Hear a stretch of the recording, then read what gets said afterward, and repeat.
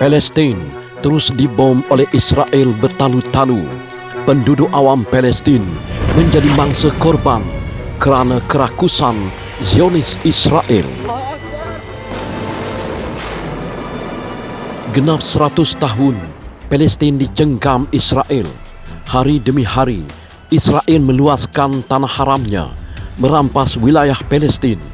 Tiap kali mereka memasuki Palestin lengkap dengan senjata api dan kereta kebal serta mesin jentolak, menembak membunuh rakyat Palestin yang tidak bersalah. Namun, apakah daya penduduk Palestin keluar mempertahankan negaranya hanya dengan melontar batu sebagai bantahan? Mampukah rakyat Palestin menentang tentera haram Israel dengan melontar batu ke arah mereka? Jawapannya, sungguh tidak adil sama sekali. Seringkali askar Israel memasuki Masjid Al-Aqsa, lebih-lebih lagi di bulan Ramadan.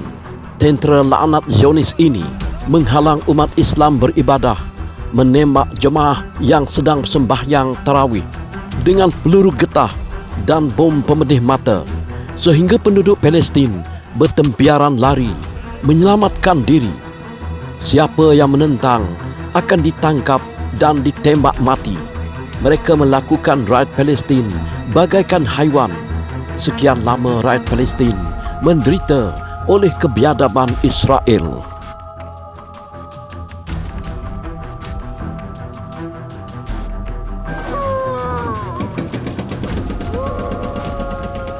Pada 7 Oktober 2023, pejuang Hamas sudah hilang sabar. Maka pejuang Hamas melancarkan beribu roket ke atas Israel. Tentera Hamas juga membolossi tembok sempadan menyerang Israel.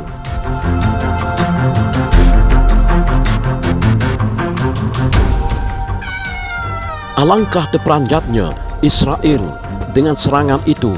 Sebelum ini, warga Palestin hanya melontar batu ke arah tentera Israel sebagai bantahan di atas kekejaman tentera Zionis itu.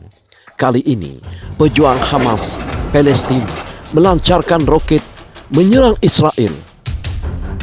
Sesungguhnya, Hamas tidak membabi buta kerana Hamas lama sudah merancang, cuma menunggu saat dan ketika sahaja. Maka, meletuslah perang antara Palestin dan Israel.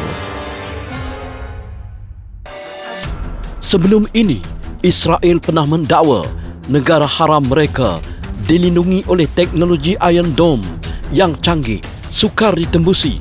Tetapi itu hanyalah propaganda omong kosong Israel untuk menakutkan dunia. 5,000 roket Hamas membadai Israel dan beberapa hari berikutnya Hizbullah juga melancarkan roket balistik ke arah Israel. Apalagi, inilah saat yang dinantikan oleh Israel membalas serangan mereka dengan misi menghapuskan etnik, menyerang Palestin dari udara, beribu bom dijatuhkan dari jet pejuang di bumi Gaza. Sesungguhnya, Hamas bukanlah keseorangan, malah mendapat bantuan dari Hizbullah Lebanon, Iran, Iraq, Yaman, serta Syria, Rusia, Korea Utara dan China. Negara-negara ini menyokong perjuangan Hamas kerana negara-negara ini adalah musuh ketat Yahudi Zionis. Ini membuktikan Hamas telah mengatur strategi perang dengan begitu rapi.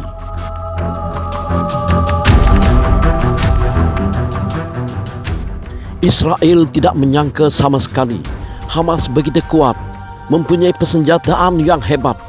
Berpuluh jet pejuang dan helikopter tempur Israel jatuh ditembak pejuang Hamas dan Hizbullah.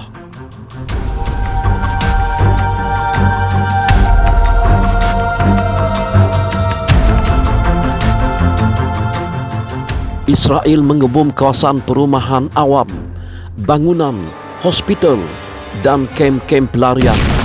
Banyak nyawa orang awam Palestin terkorban. Israel terang-terang melanggar undang-undang perang dunia, membunuh kanak-kanak Palestin dan wanita yang tidak berdosa. Dunia melihat kerakusan dan kebiadaban Israel. Seluruh dunia, tidak kira bangsa dan agama, mengutuk sekeras-kerasnya Israel. Israel pernah mendakwa mempunyai kereta kebal tercanggih di dunia, tetapi perang dengan Hamas ini membuktikan mereka hanya mimpi buruk. Beratus buah kereta kebal berkenaan pecah diletupkan oleh pejuang Hamas hanya dengan mortar yang ditembak dari bahu. Perang berlarutan. Setiap hari pertempuran semakin sengit. Hamas berjaya menawan 5 komander tertinggi tentera Israel. Salah seorang daripadanya ialah Nimrod Aloni, seorang komander tertinggi Israel, dan Kolonel Yersalam, komander perancang strategi perang Israel yang membunuh kanak-kanak dan merogol wanita Palestin. Dia ditangkap di dalam kereta kebal sewaktu menyerang Palestin bersama tentera Amerika. Serangan mereka berjaya dipatahkan oleh pejuang Hamas. Jika 5 komander tentera Israel sudah ditawan yang berpangkat tinggi dalam tentera, maknanya Israel sudah kalah dan harus menyerah sebelum keadaan atau kekalahan lebih teruk lagi. Pengalaman tentera pejuang Hamas mengatakan tentera Israel sebenarnya pengecut. Ramai yang bertempiaran lari sewaktu bertarung dengan tentera Hamas. Ada yang menangis, ada yang melihat hantu. Malah mereka mendakwa pergerakan Brigade Al-Qassam terlalu cepat sehingga tidak dapat dilihat. Ini menyebabkan mereka tidak mahu pergi berperang. Ada satu kumpulan tentera Israel. Mereka sepatutnya dihantar menentang tentera Hamas dan Hizbullah, tapi sengaja pergi ke sebuah pantai dan mandi-manda. Ada yang menari-menari di jalan seolah meraihkan kematian mereka sendiri. Manakala 400 juru terbang Israel tidak mahu terbang kerana takut mati. Dulu mereka angkuh dan sombong. Kini baru mereka merasa bertempur bersekemuka dengan pejuang Hamas. Ramai tentera Israel yang sudah mati katak di tangan Hamas, tetapi hanya 15 orang sahaja dilaporkan oleh Israel. Manakala mereka mendakwa telah menembak mati banyak tentera Hamas. Sesungguhnya tentera Hamas tidak takut mati kerana mereka mempertahankan bumi Palestin dan Masjid Al-Aqsa. Mereka bersedia syahid. Di tanah Palestin ini, beribu-ribu rakyat Palestin telah gugur syuhada mempertahankan bumi Palestin dari dicerobohi oleh tentera Zionis Israel semenjak 75 tahun yang lalu. Perang kali ini dari 7 Oktober 2023 paling besar dan paling dahsyat. Kekuatan tentera Hamas dibantu oleh pejuang Hizbullah memberi tentangan hebat kepada tentera Israel Zionis. Brigade Al-Qassam, Al-Quds, Hizbullah dan banyak lagi tentera Islam bersama mereka tidak akan berganjak mempertahankan bumi Palestin dari dicerobohi oleh tentera Zionis Israel kerana kemenangan dan kemerdekaan semakin hampir. Apakah kesudahan konflik ini nanti? Lihatlah, akan ada pertolongan Allah.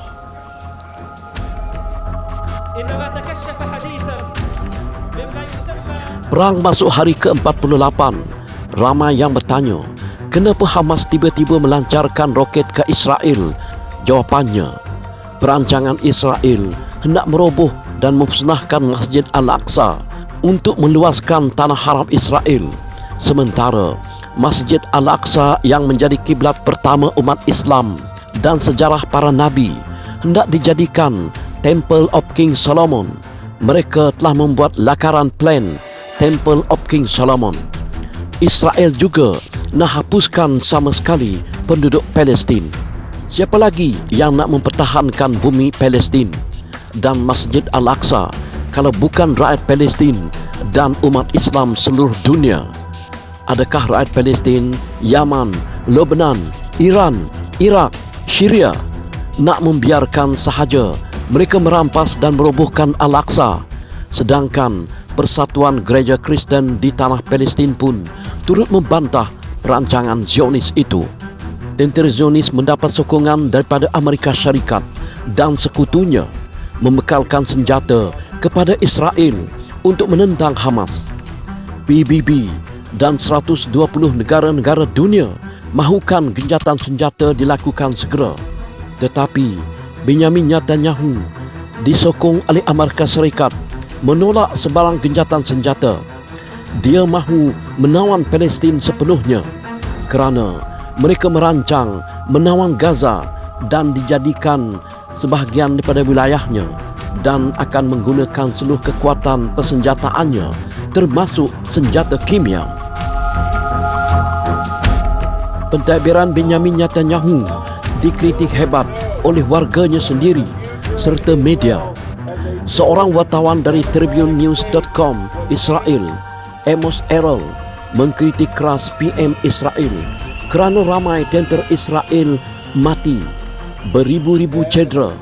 Israel diambang kekalahan dan kehancuran lantaran banyak helikopter, jet pejuang dan kereta kebal dimusnahkan oleh Brigade Al-Qassam. Sementara saham jatuh merudum, kilang ditutup, malah satu kementeriannya dibubarkan supaya bajet dari kementerian itu dapat disalurkan kepada kos perang. They are dangerous people. They're extremists, they're fascists, they're racists, they're fanatics. They don't want peace. They want war because it serves their own self-interest. While most of the people on both sides, Israelis, Palestinians alike, they are the people who pay the price. They are the ones who suffer. They are the ones whose lives are lost while they keep the power in their hands. Netanyahu is just like Donald Trump, just like Milosevic, just like Hitler. These people will do everything to keep power in their hands, and they don't care if everything else crumbles. They can destroy everything just as long as they remain in power. Iran memberi amaran kepada Israel agar hentikan pengeboman ke atas Palestin. Jika tidak, Iran akan melancarkan peluru berpandu jarak jauh ciptaan terbaru Iran, iaitu hypersonic atau Fatah 2 yang mampu meranapkan Tel Aviv Israel. Itu belum lagi raja bom dari Rusia, Korea Utara dan China. Jika Israel masih angkuh dan sombong, maka Israel akan terkubur di bumi Palestin sama sekali. Pada 22 November 2023, Israel tiba-tiba setuju gencatan senjata sementara diadakan, tetapi berjanji akan menyerang Palestin selepas gencatan senjata itu. Kenapa dia tiba-tiba mahukan gencatan senjata sementara? Adakah kepenatan ataupun kehabisan peluru, atau mohon bantuan ketenteraan dan kewangan daripada sekutunya, termasuk negara yang bersekongkol dengan Israel? Pada hakikatnya, mereka sudah kalah. Sama-sama kita mengharapkan dan berdoa agar perang di Palestin segera berakhir, kerana banyak nyawa orang awam Palestin terkorban. Dunia mendesak agar Benjamin Netanyahu, PM Israel, dibawa ke muka pengadilan dunia. Seorang peguam terkemuka France, Gilles de Vere, dan lebih 300 peguam sukarela bersamanya untuk mengheret Benjamin Netanyahu ke muka pengadilan dunia. Inilah hukuman seorang perancang keganasan di Palestin dan di dunia.